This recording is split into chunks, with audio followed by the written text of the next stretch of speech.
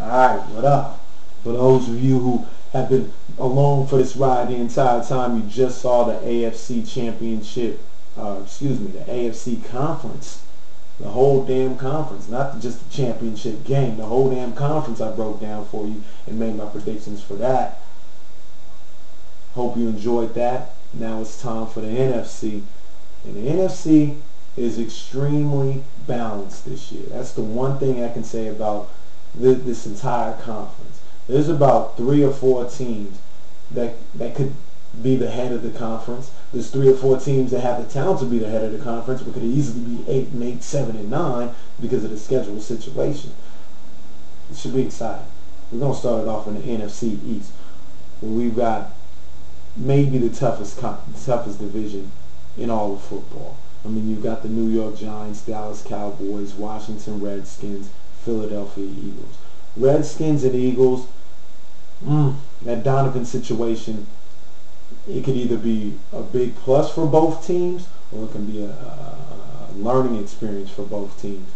And I think Washington is going to come out better on this one. I'm not sold on Kevin Cobb. I'm not really sold on the Philadelphia Eagles offense as a whole, especially losing Brian Westbrook like that. I think they'll be good. I think they'll be a 7 and 9, 8 and 8 type team, but I don't see them being in the playoff hunt. The Washington Redskins, I just don't know. I don't know what's going to happen out there in Washington, even with Donovan McNabb out there.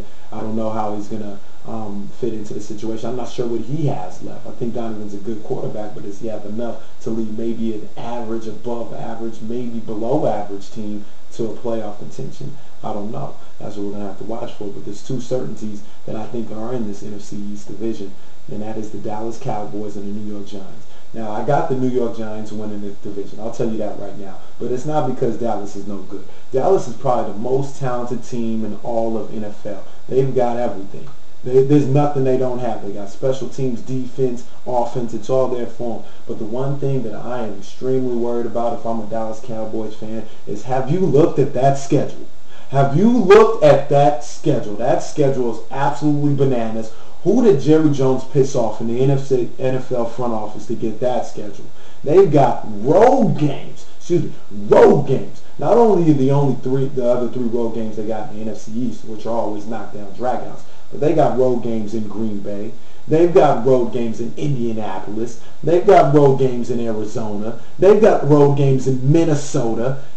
It's ridiculous. It's absolutely ridiculous. Now, I think they actually got a home game against another tough team that you don't want to sleep on. It's sleep on my mind right now. But it is ridiculous. The Dallas Cowboys have the talent to go 14-2, 13-3. But that schedule's so ugly, I could see a situation where they go 8 and 8, 9 and 7, and just miss the playoffs. I don't think it's going to happen, but I can see a scenario like that. So watch out for that.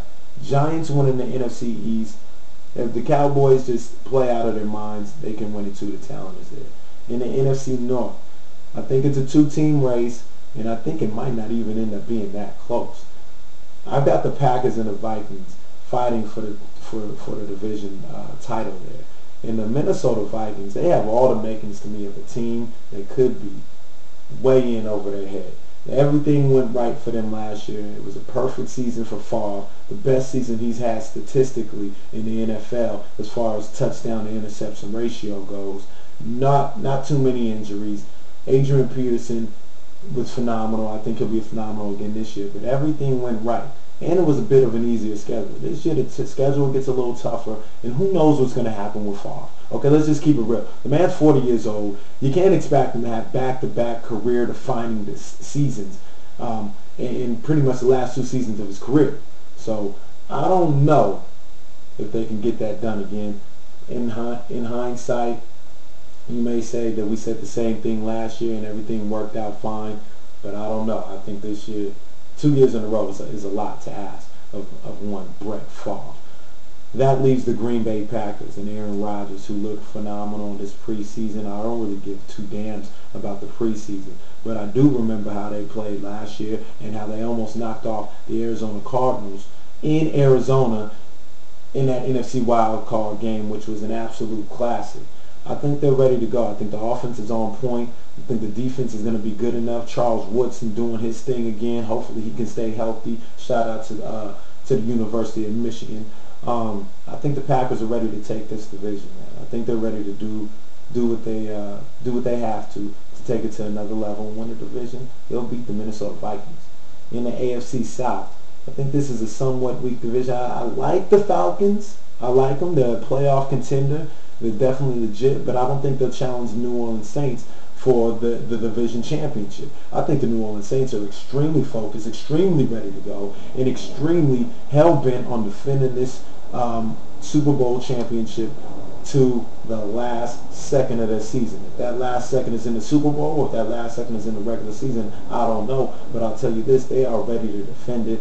And this team has all the makings of a team that could possibly repeat. I love what I'm seeing out of the New Orleans Saints. Darren Sharper being hurt is going to hurt a little bit. I don't like that. He's going to be out for 6 weeks, I think they said. I don't like that, but I think they'll manage. I don't think the schedule is that hard. I think they'll be right there looking like one of the top teams in the NFL once again. We're just going to move on down to the NFC West, which is probably, after the AFC West, the worst division in all of football. And I'm going to say this right now. My San Francisco 49ers in the NFC West, and I'm going to say it right now. If they don't win this division, if they don't win 10 games, maybe even 11, and win this division by 2 games, get rid of everybody. Get rid of Alex Smith. Get rid of Mike Singletary. Get rid of the whole front office. Get rid of them all, because there is no more building. Okay, we've built as much as we need to build. This is the time right now where we get back into the playoffs. We become NFC championship contenders. Okay, this is it right now. All right, you win this division. You get a home game in the first round. You win that. You possibly get to the second round. Show us signs of improvement. The time is now. Okay, I don't want any nonsense. The time is round. Michael Crabtree, you didn't play all preseason.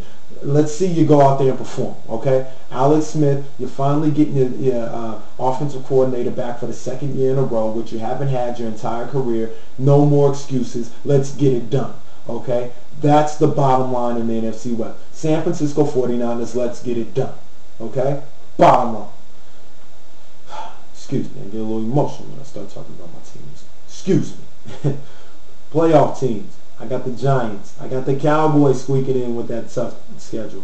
I got the Packers. I got the Saints. I got the 49ers. And the last spot came down to the Falcons and the Vikings. And excuse me for being pessimistic, but I just don't see the Vikings having that kind of run one more time. I think they don't make the playoffs this year. Sidney Rice not being there also hurts them. I think the Falcons get that last playoff spot as a wild card. In the NFC Championship game, I'm believing in them. I'm believing in them, man.